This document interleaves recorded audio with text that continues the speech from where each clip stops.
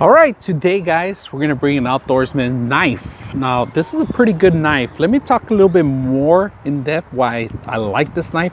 So first of all, it's a wooden handle, beautiful craftsmanship wooden handle, and it says world's best dad. So, you know, kids give it to me, perfect gift. Now, sharp out of the box, it's ready to cut, all right? So be careful on it.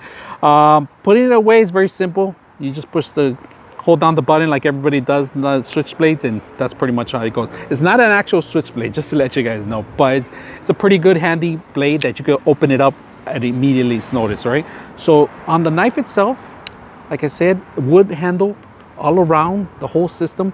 This will make a great gift for anyone. Now, just to let you be aware that if you're going to carry this in your pocket, it's against the law unless you display in California. Other states is a little different. So just make sure you're aware of your laws before you put anything in your pocket. It does have a clip that you could display this out in the open through your belt. So this is perfect. So like I said, you have your switchblade here. Simple to open up, simple to cut, simple to use it. All right. So I hope you guys enjoy the video.